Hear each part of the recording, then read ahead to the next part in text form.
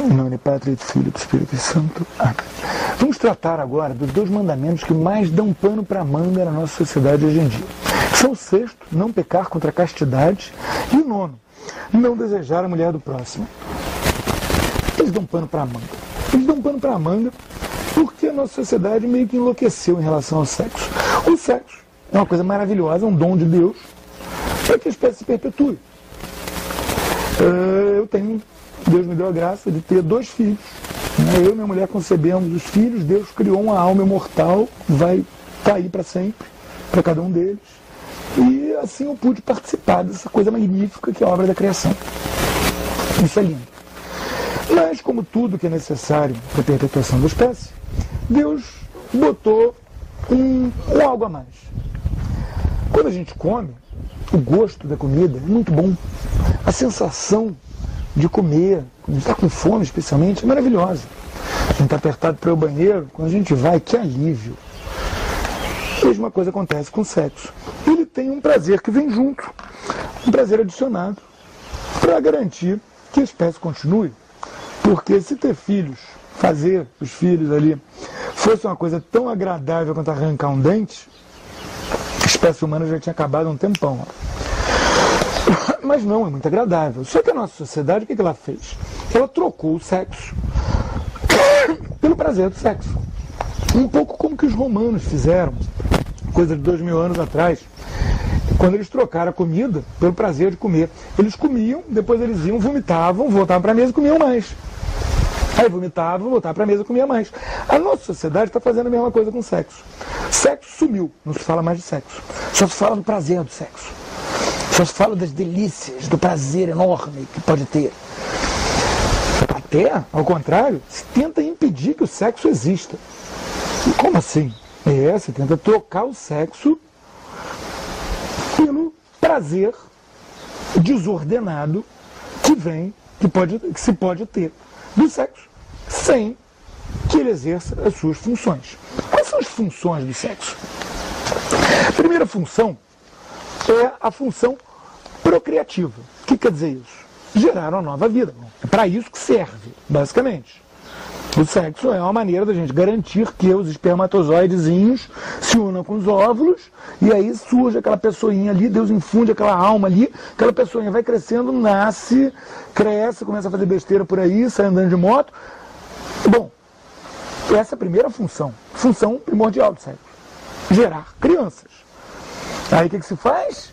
Bota uma borracha em volta da ferramenta lá do rapaz. A moça se entope de veneno dizendo que é remédio. Um monte de hormônio para ela não funcionar direito, um monte de doença, dizendo que é remédio. Remédio para quê? Remédio para impedir que o sexo exerça a sua função primordial, que é gerar filhos. Isso não é remédio, isso é veneno. E por isso que é pecado. E por isso que é uma coisa que escraviza a gente. Segunda função, é a função unitiva, é unir o casal. O sexo une o casal. Isso é uma coisa que tem muita gente por aí que parece que não entende, né? Vai ter sexo casual, vai se encontrar com alguém para fazer algo que, em última análise, é uma masturbação mútua, né? Ao invés de usar a mão, ao invés de usar o dedo, está usando o corpo do outro, com uma borracha para impedir que se tenha mais contato, né? E o que vai acontecer? O que vai acontecer é que aquilo vai acabar gerando alguma espécie de união.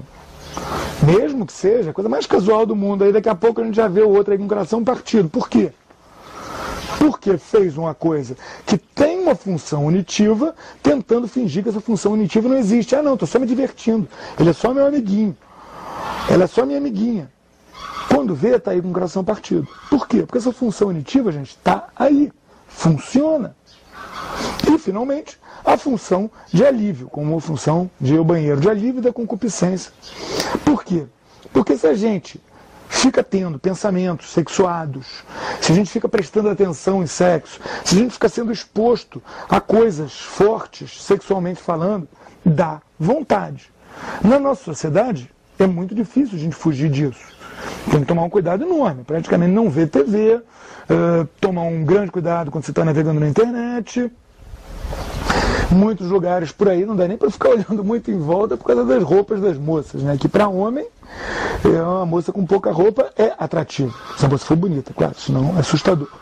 Mas isso vai encontrar o seu alívio na relação sexual. Foi feito para quê? Para que numa sociedade em que isso funcione, em que as moças não saiam andando peladas por aí, em que você não vá clicar num link para baixar um negócio e apareça 500 cenas de sexo na tela do seu computador, em que não tenha televisão passando pouca vergonha o tempo todo, numa sociedade que faça sentido, que as pessoas tenham a cabeça mais no lugar, o que daria essa vontade? O marido vê a mulher dele, a mulher vê o marido dela. Seriam os dois que estariam vendo um ao outro. E aí se teria isso que seria aliviado, que é para ser aliviado, na relação conjugal. Porque quando que o sexo ele pode operar por inteiro nessas condições em que ele vai ser um fator de libertação, em que ele vai ser um fator que vai ajudar o crescimento espiritual da pessoa, ao invés de acorrentar e fazer a pessoa ficar viciada naquele prazer repetido que não consegue nunca chegar às suas consequências finais, então sempre vai deixar insatisfeito, que é o que a sociedade de hoje prega no lugar do sexo. Dentro do casamento, para começar. Que casamento? É aquele casamento indissolúvel. Um homem e uma mulher unidos para sempre. Por que para sempre? Porque senão, gente, um homem vai trocar a mulher de 40 por duas de 20. O casamento serve para garantir que o homem esteja ali do lado da mulher, do lado dos filhos. E que eles, como casal, possam crescer juntos, espiritualmente. Então o sexo, ele tem o seu lugar de ser dentro do matrimônio. Ele tem o seu lugar de ser aberto à procriação.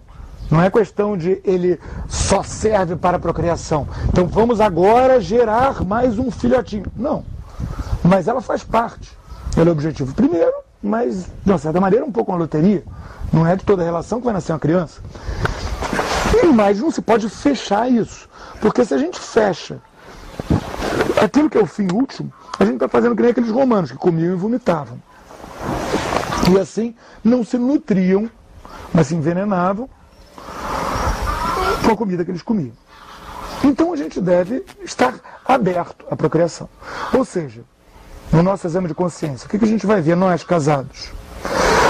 Será que nós fizemos alguma coisa para tentar impedir que venha um filho da nossa união conjugal?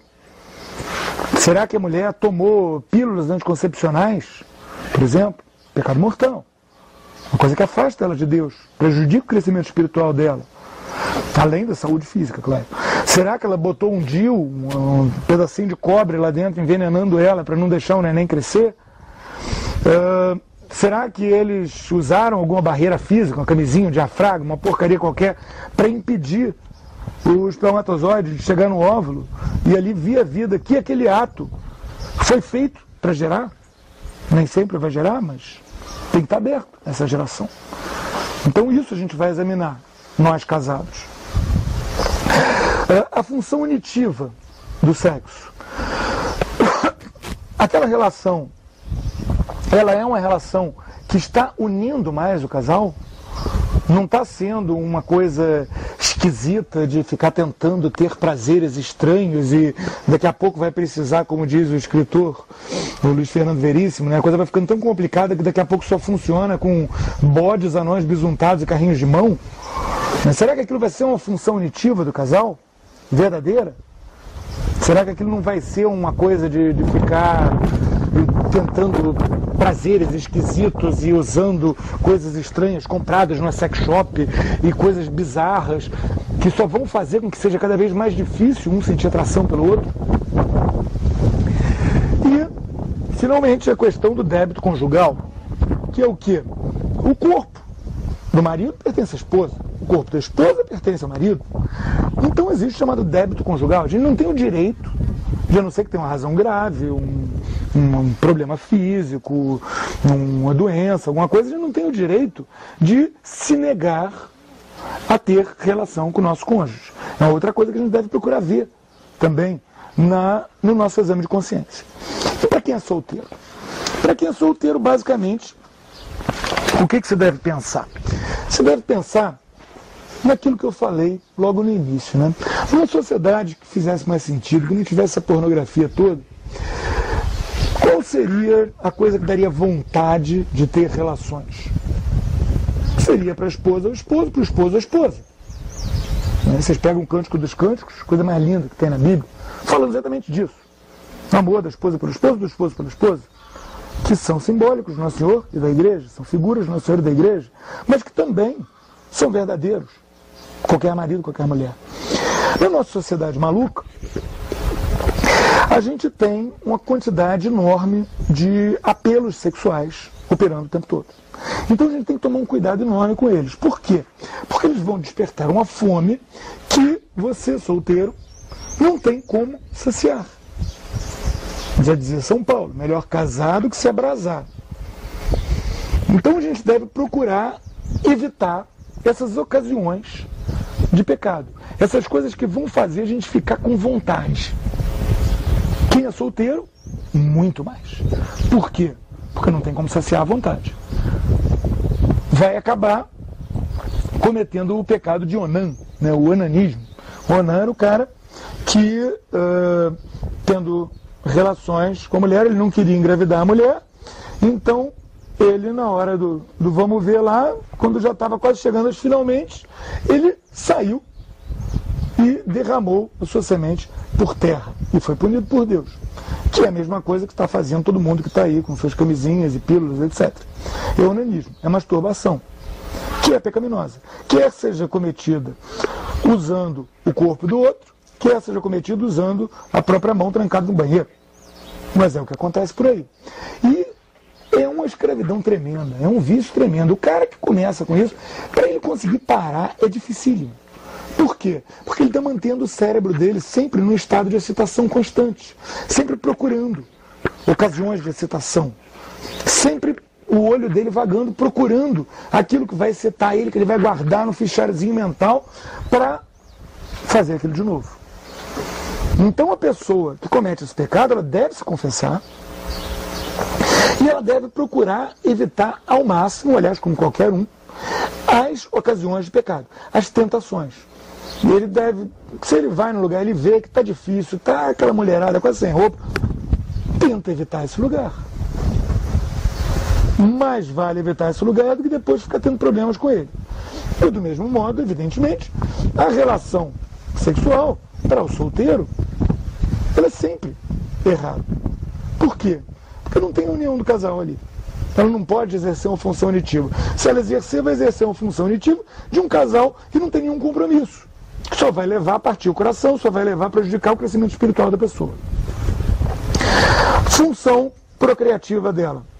Hoje em dia se vai evitar essa função procriativa de qualquer jeito. Quer dizer, já está negando a função básica do sexo. Mesmo que não se consiga evitar essa função, o que você vai estar fazendo? Masturbação, o pecado de Onã. Ou seja, prejudicando o crescimento espiritual da pessoa. Então, coisas excitantes, casal de namorados, fica lá com mão aqui, aquilo na mão, etc. Furada, não vale a pena, é para evitar. E no nosso exame de consciência a gente deve pensar o quê? O que eu fiz que possa, eu solteiro, o que eu fiz que possa me levar a ficar tendo desejos sexuais que eu não vou ter como saciar? Será que eu tentei saciar esses meus desejos sexuais de uma maneira masturbatória que não vai saciá-los? Seja usando outra pessoa, seja sozinho, que não vai saciá-los, só vai fazer eles ficarem mais fortes, me escravizando mais e mais a esse pecado? Então a gente deve pensar como que a gente fez para a gente manter essa castidade.